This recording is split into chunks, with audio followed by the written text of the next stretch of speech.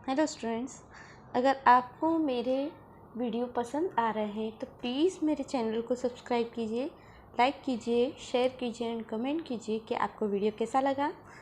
Last topic में हमने transpiration and ascent of shape किया था।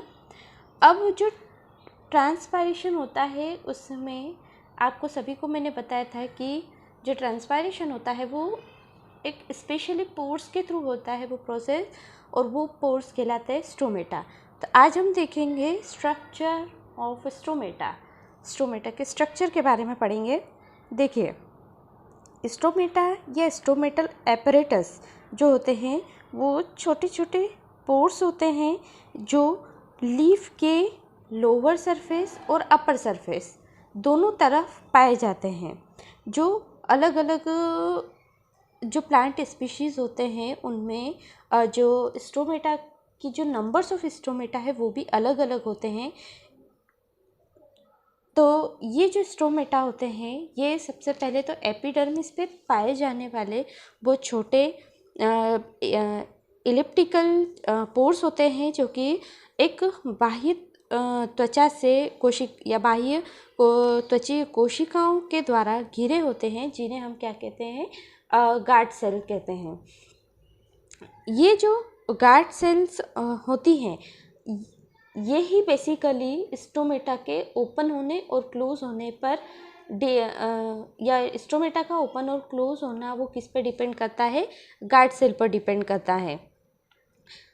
जो डाइकोट प्लांट होते हैं उनमें जो गार्ड सेल है उसका शेप जो होता है वो किडनी के आकार का होता है, किडनी शेप्ड होती है गार्ड सेल।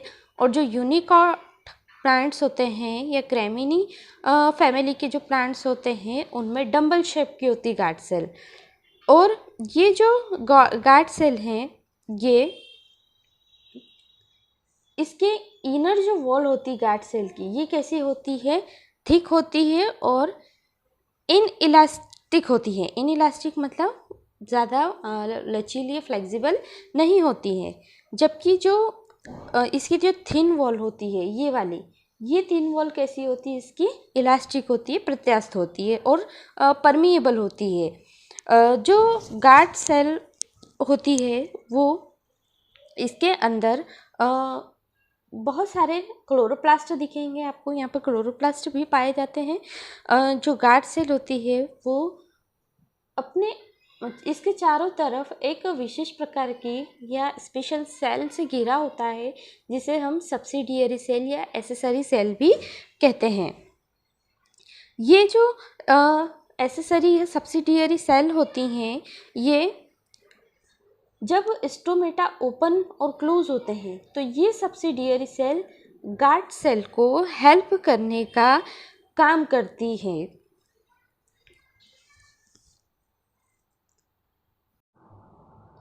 अब हम पढ़ेंगे opening and closing of stomata या मैकेनिज्म ऑफ ट्रांसपायरेशन। सभी को पता है ट्रांसपायरेशन जो होता है वो फाइन पोर्स जो होते हैं जिन्हें स्टोमेटा कहते हैं उसके द्वारा होता है। देखिए, अब जो स्टोमेटा का खुलना और बंद होना है या उसका ओपन और क्लोज होना है वो बेसिकली किस पे डिपेंड करता है, गार्ड सेल पे डिपेंड करता है। क्या होता है, जब गार्ड सेल, यहाँ पे देखिएगा, गार्ड सेल के अंदर कोई भी वाटर कंटेंट है या जो भी कंटेंट है वो अगर बाहर की तरफ जाता है, एक्सोऑस्मोसिस की प्रोसेस होती है, बाहर की तरफ जाता है, तो जो इसकी थिन वॉल होती है, थिन वॉल कैसी रहती है, इसकी इलास्टिसिटी होती है उसमें। तो इसकी जो थिन वॉल होती है उसमें एक टेंशन क्रिएट होगा या उस पर एक खिंचाव होगा जिसके कारण जो इसके अंदर की थिक वॉल है उस पर भी खिंचाव होगा बाहर की तरफ और स्टोमेटा ओपन होने लगेंगे। इसके अपोजिट में हम देखें कि जब कोई भी कंटेंट बाहर से या कोई भी मटेरियल बाहर से अंदर की तरफ आया है, एंडोऑस्मोसिस बोल सकते हैं, देन इस कंडीशन में क्या होगा, ये जो यहाँ की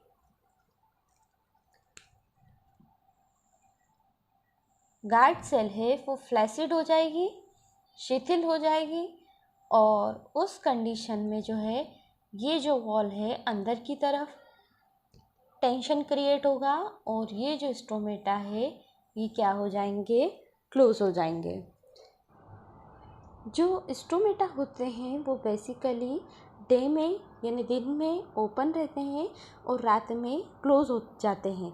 लेकिन कुछ स्पेशल प्लांट्स होते हैं जैसे फॉर एग्जांपल ओपनशिया या नागफनी, सभी को पता है ज़ेरोफाइटिक प्लांट्स होता है नागफनी, तो उसके स्टोमेटा जो होते हैं वो दिन में बंद होते हैं, लेकिन रात में जो होते हैं या लाइट की एब्सेंस में वो खुल जाते हैं। जो स्टोमेटा होते हैं उसको ओपन और क्लोज होने के लिए अलग अलग जो थ्योरीज दी गई हैं उन थ्योरीज के बारे में अब हम पढ़ेंगे। देखिए, अलग अलग थ्योरीज रिप्रेजेंट की गई हैं, जिसमें सबसे पहली थ्योरी आती है ऑस्मोटिक थ्योरी, जो वॉन मॉल ने 1956 में इस थ्योरी को दिया था या रिप्रेजेंट किया था। इनके अकॉर्डिंग क्या होता है, हम बोलते हैं कि दिन में स्टोमेटा ओपन हो जाते हैं और रात में स्टोमेटा क्लोज हो जाते हैं।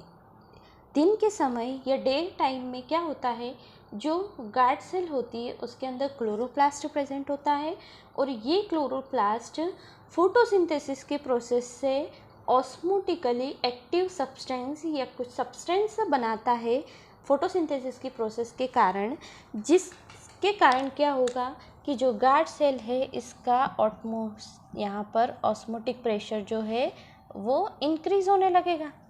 ऑस्मोटिक प्रेशर इंक्रीज होने के कारण यहाँ पर कौन सी प्रोसेस होगी, एंडोस्मोसिस की प्रोसेस होती है, और एंडोस्मोसिस की प्रोसेस के कारण बाहर से वाटर है या अदर सब्सटेंस है वो क्या होंगे, अंदर की तरफ आने लगेंगे, जिसके कारण यहाँ पर टर्गर प्रेशर भी जो है वो क्या हो जाएगा, इंक्रीज़ हो जाएगा, क्योंकि गार्ड सेल की टर्जिडिटी बढ़ी और वहाँ पर टर्गर प्रेशर भी इंक्रीज़ हुआ। टर्गर प्रेशर इंक्रीज़ होने के कारण ये जो इसकी वॉल है इस पर एक टेंशन क्रिएट होगा और वो वॉल जो है वो एक खिंचाव महसूस करेगी, जिसके कारण अंदर की वॉल पर भी टेंशन क्रिएट होगा और स्टोमेटा क्या हो जाते हैं, ओपन होने लगेंगे। इसके अपोजिट में रात के समय या नाइट टाइम में क्या होगा कि ये जो ऑस्मोटिकली एक्टिव सब्सटेंस है, रात में फोटोसिंथेसिस की प्रोसेस नहीं होगी तो ये ऑस्मोटिकली एक्टिव सब्सटेंस भी नहीं बनेंगे, जिसके कारण गार्ड सेल का ऑस्मोटिक प्रेशर जो है वो डिक्रीज होने लगेगा, तो जिसके कारण जो गार्ड सेल है वो फ्लैसिड हो जाएगी और फ्लैसिड होगी तो उसका टर्गर प्रेशर है वो भी डिक्रीज हो जाएगा, और टर्गर प्रेशर डिक्रीज होने के कारण इसकी जो वॉल जो है ये थिन वॉल जिसमें टेंशन क्रिएट होता है वो भी अपनी नॉर्मल साइज़ में आ जाएगी, ये अंदर की वॉल भी नॉर्मल साइज़ में आएगी और स्टोमेटा क्लोज हो जाएंगे। तो ये थी हमारी ऑस्मोटिक थ्योरी। सेकेंड है हमारा starch sugar interconversion hypothesis, starch शर्करा परिवर्तनवाद। इसमें अलग अलग साइंटिस्ट ने अपना अलग अलग मत दिया था और उन्होंने बताया था कि स्टार्च और शुगर की कंसंट्रेशन जब गार्ड सेल में बढ़ती है और घटती है तब स्टोमेटा ओपन एंड क्लोज होते हैं। तो इसमें फर्स्ट जो है थ्योरी है वो है लॉयड एंड लॉफ्टफील्ड की 1921। इन दोनों साइंटिस्ट ने देखा कि डे के टाइम में जो गार्ड सेल होती है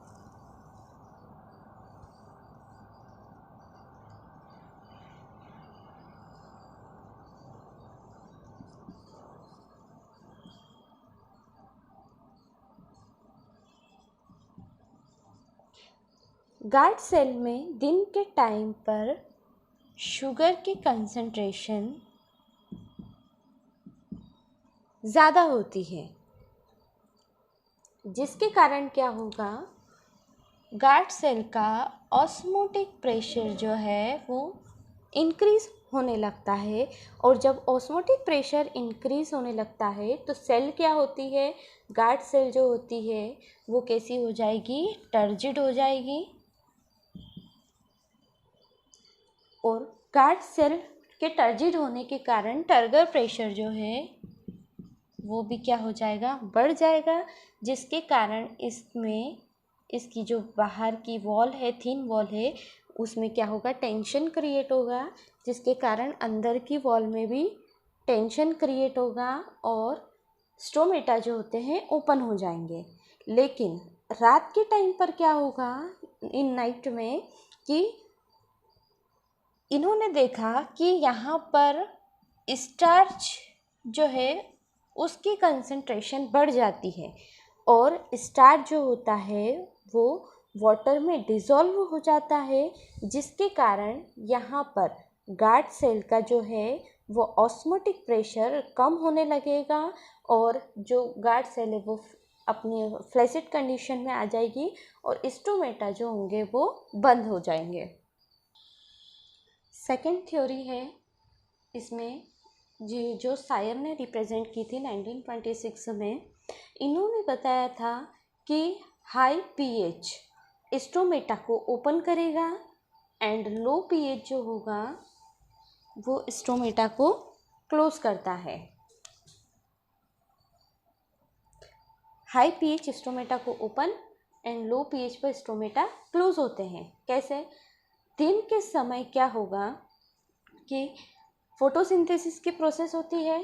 फोटोसिंथेसिस की प्रोसेस के कारण जो कार्बन डाइऑक्साइड है, जो रात के समय बनी हुई कार्बन डाइऑक्साइड है, रेस्पिरेशन में बनी कार्बन डाइऑक्साइड है, वो दिन के समय क्या हो जाएगी, यूटिलाइज हो जाएगी फोटोसिंथेसिस की प्रोसेस में। तो कार्बन डाइऑक्साइड का कंसंट्रेशन जो है वो कम होने लगेगा। कार्बन डाइऑक्साइड का कंसंट्रेशन कम होगा तो जिसके कारण पीएच की वैल्यू बढ़ेगी, पीएच का मान बढ़ेगा, क्योंकि जब कार्बन डाइऑक्साइड का कंसंट्रेशन कम होगा और पीएच जब बढ़ेगा तब क्या होगा, हाई पीएच स्टार्च को किस में कन्वर्ट कर देगा, शुगर में, या वो स्टार्च को शर्करा में बदल देगा, जिसके कारण गार्ड सेल का ऑस्मोटिक प्रेशर बढ़ने लगेगा और स्टोमेटा ओपन हो जाएंगे। लेकिन लो पीएच जो होता है उस पर CO2 कंसंट्रेशन रात में कम हो जाएगी, क्योंकि फोटोसिंथेसिस की प्रोसेस नहीं होगी और CO2 की कंसंट्रेशन बढ़ने लगेगी, जिसके कारण पीएच का मान जो है, पीएच की वैल्यू जो है वो घटने लगेगी और ये शुगर अगेन स्टार्च में कन्वर्ट हो जाएगी और ऑस्मोटिक प्रेशर जो है वो डिक्रीज हो जाएगा। देन स्टोमेटा क्या हो जाएंगे, वापस से क्लोज हो जाएंगे। नेक्स्ट जो है वो थ्योरी जो है हेंस ने रिप्रेजेंट की थी। हेंस के अकॉर्डिंग हम देखें तो जो गार्ड सेल होती है उनमें एक एंजाइम होता है जिसे हम बोलेंगे फास्फोराइलेज एंजाइम। रात के टाइम पर या नाइट में क्या होगा कि जो ग्लूकोज होता है वो किस में चेंज हो जाएगा या किस में परिवर्तित हो जाता है, स्टार्च में परिवर्तित हो जाता है, क्योंकि रात के टाइम पर क्या होगा, जो गार्ड सेल है उसमें कार्बन डाइऑक्साइड जो है वो वाटर और कार्बन डाइऑक्साइड रात के समय क्या बनाएंगे, कार्बोनिक एसिड बनाते हैं और इस कार्बोनिक एसिड से जो पीएच होता है वो क्या हो जाएगा, कम हो जाएगा और पीएच कम होने के कारण जो है ये ग्लूकोज जो है वो क्या करेंगे, स्टार्च में कन्वर्ट हो जाएंगे फास्फोराइलेज एंजाइम की मदद से और स्टोमेटा क्या हो जाएंगे, क्लोज हो जाएंगे। लेकिन दिन के समय क्या होगा, दिन के समय में ये जो स्टार्च है वो किस में कन्वर्ट हो जाता है, ग्लूकोज में कन्वर्ट हो जाएगा, जिसके कारण ऑस्मोटिक प्रेशर जो है वो पीएच बढ़ने के साथ साथ ऑस्मोटिक प्रेशर, क्योंकि जब शुगर बढ़ती है तो ऑस्मोटिक प्रेशर भी बढ़ने लगता है और जो गार्ड सेल है वो टर्जिड हो जाती है और टर्जिड होने के कारण जो है स्टोमेटा जो है वो ओपन होने लग जाते हैं। नेक्स्ट जो है स्टीवर्ट इन 1964, इन्होंने स्टोमेटा के ओपन होने और क्लोज होने पे ये बताया कि दिन के टाइम पर क्या होता है, जो स्टार्च होता है वो ग्लूकोज में कन्वर्ट होता है।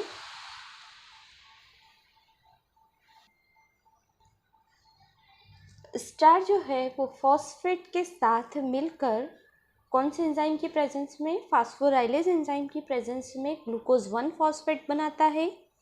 ये ग्लूकोज 1 फॉस्फेट फॉस्फोग्लूकोम्यूटेज एंजाइम की प्रेजेंस में ग्लूकोज 6 फॉस्फेट बनाता है और ग्लूकोज 6 फॉस्फेट फॉस्फेटेज एंजाइम की प्रेजेंस में ग्लूकोज और फॉस्फेट में कन्वर्ट हो जाता है। तो जब ग्लूकोज बनेगा तब स्टोमेटा ओपन हो गए, क्योंकि ग्लूकोज के कारण ऑस्मोटिक प्रेशर बढ़ता है और ऑस्मोटिक प्रेशर बढ़ेगा तो टर्गर प्रेशर भी इंक्रीज होता है और स्टोमेटा ओपन हो जाते हैं। रात के टाइम पर इसकी अपोजिट क्रिया होगी, अपोजिट रिएक्शन होगी।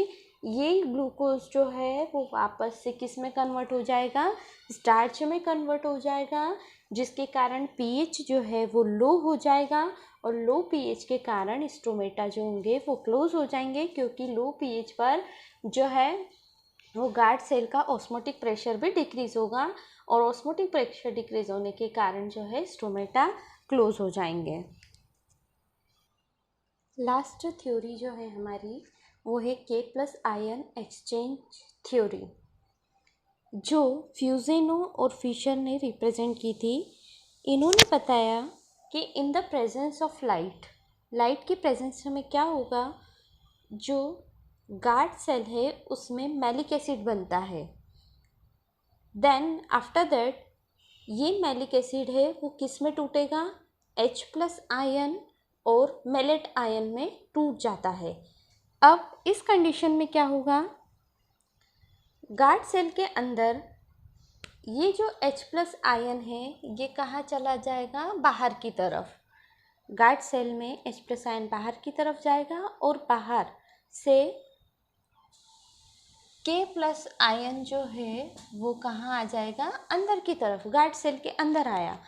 तो ये जो K प्लस आयन है वो पोटेशियम के साथ मिलकर पोटेशियम मैलेट बनाता है। इस पोटेशियम मैलेट के कारण एंडोऑस्मोसिस की प्रोसेस होती है गार्ड सेल के अंदर और उसके कारण टर्गर प्रेशर जो है वहाँ पर इंक्रीज होने लगता है। गार्ड सेल स्वेलअप होगी, टर्गर प्रेशर इंक्रीज होगा और स्टोमेटा ओपन होने लग जाएंगे। तो ये प्रोसेस थी हमारी के प्लस आयन एक्सचेंज थ्योरी। हमने मैकेनिज्म ऑफ ट्रांसपायरेशन और opening and closing of stomata में 3 थ्योरीज पढ़ी। फर्स्ट थी हमारी ऑस्मोटिक थ्योरीज, सेकेंड थी हमारी starch sugar inter conversion hypothesis और थर्ड थी हमारी के plus ion exchange theory. Next video में मैं नेक्स्ट टॉपिक को एक्सप्लेन करूँगी। Thank you very much.